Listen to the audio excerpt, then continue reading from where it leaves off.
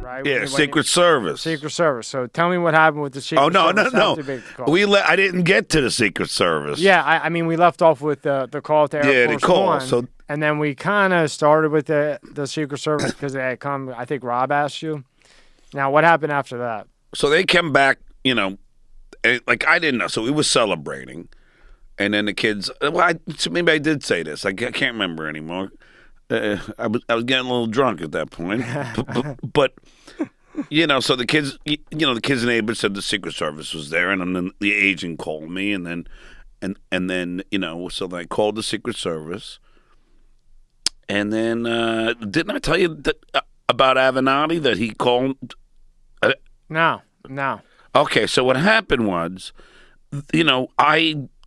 I'm on the bowl at Pickwick Pub, and I call, and I'm like, the Secret Service wants to talk to me now. So I call, and then I'm on the phone with them, and I go, so you want to talk to me? Yes. I go, do you want to just talk to me, or do you want to arrest me? And they said, we can't tell you that. I said, okay, should I bring an attorney? And they said, that's up to you.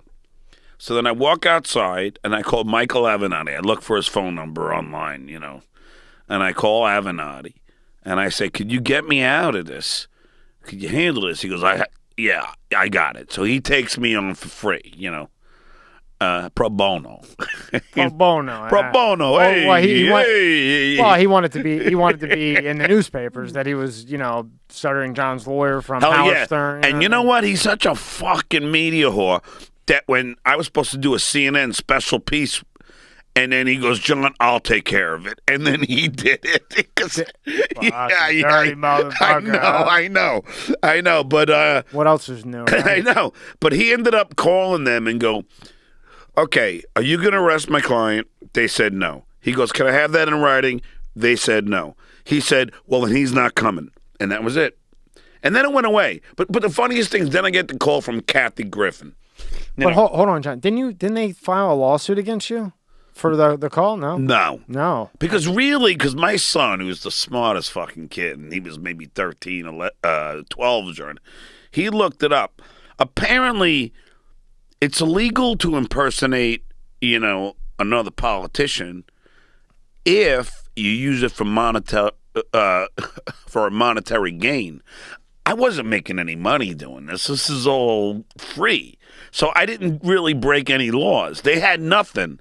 What the Secret Service and the Trump administration was trying to figure out is how the fuck did this guy get through that easily? And it was on Google in less than 2 hours. Now, granted, look, I'm a skilled fucking fuck up. I'm a skilled prankster.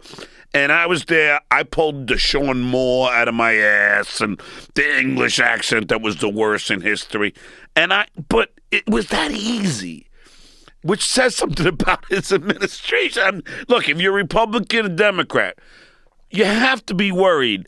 If I can get Air Force One to call me twice that easily. Right. Do you know what I mean? Just as an American, you got to go, what the fuck? That's fucking scary is what it is, right?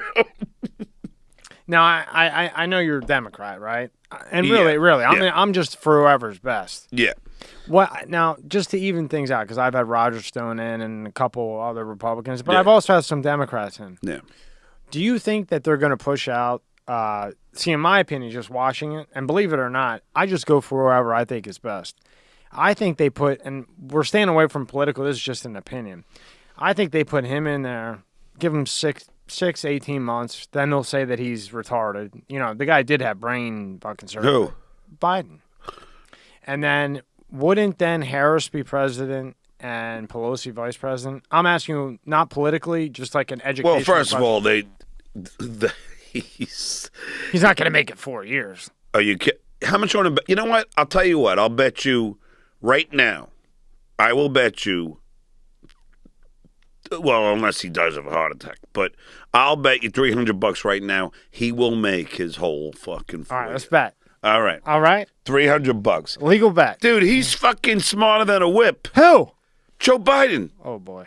Okay, next question. All right. Okay, so tell me about the Secret Service. I interrupted you. No, that was all over. And then it went away. And then Kathy Griffin calls me. John, yeah, you have to take these people seriously. They put me on the no-fly zone because you remember what she did when she had the Trump head, and the only time she talked to me like this long, and I love Kathy, but for an hour she's talking to me, telling me the evils of the Secret Service, and and how they fucked her over and her life, her essential. Look, I got to be honest with you, Tommy. Hollywood is just this. When you have something going on like I did then, I was on top of the world. Like everybody, I was on every news station, all over. Then you have a Kathy Griffin, like when I was on I'm a Celebrity, Get Me Out, I'm a Celebrity, Get Me Out of Here, and I was like the star of that show. Then you have a Kathy Griffin. I love you on the show. That's when they call. They don't call when nothing's going on. And I hate to throw this guy in the bus, but I will. Greg Grunberg, he's J.J. Abrams' good buddy. When all this is going on, Greg Grunberg, hey, come be in, band from TV, come join our band, come play with us, great. Oh, Greg, come do my show. Yeah, he does. Come do my show. I do his show. And then what happens after that whole Trump phone call goes away? I can't get Greg Grunberg to do fucking any show of mine. Well, it's the same when you have money, everybody's around, right? When you could take people out to the VIP, you got more friends than you can count. Yeah. The second you're going through a tough time, where the fuck is everybody? Tommy, this is Hollywood. This is what Hollywood is. Yeah. It's so funny to watch. If you get a hit movie, you get this, you get that. Like, even when I got the Tonight Show, I'm not going to mention names, but there were comics, hey, can you get me tickets? And they would hang out and oh, that's cool, hang out with fucking Jay and John will give you a tour, They're all cool. Then the Tonight Show ends. Do you hear from these people ever again? Tommy, that's Hollywood. Mm-hmm. They're all full of fucking shit. And I'll tell you right now, I'm a New Yorker, and I'm from New York. And my friends since high school are still my friends. And I think you can understand this. Mm-hmm. They are my friends for life. They don't care if I'm a fucking multi-millionaire, which, I wasn't multi, but they don't care if you're on top, if you're fucking sweeping floors. They don't care.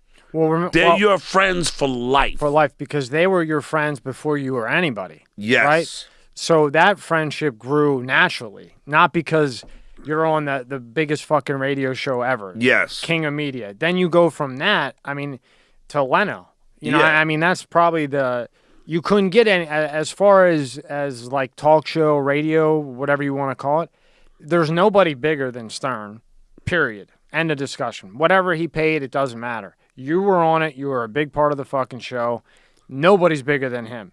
Then you go from that to Leno, who was then back and forth with Letterman. Sometimes Letterman had better ratings, sometimes Leno. Well, Jay, for the most part, was we always beat Dave.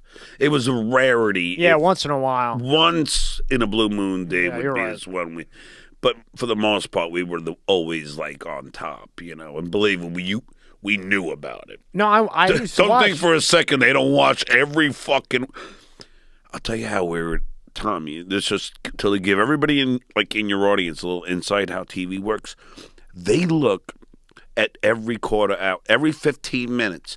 They watch where if viewers are going up, down. So if I had a correspondent piece, which would be right after the monologue, they do a comedy piece. They would know what the drop off or what they gained in that comedy piece, and if there was more drop off consecutively, 2 or 3 correspondent pieces, they get rid of that correspondent. Just like that. Because it's not, that's how it works. What a gift would it be? Today we're going to do a show and have Jackie the Joke Man on for 3 hours, to join in with the news. The next show will be Artie Lang on. on the next day. The next day will be Stuttering John on.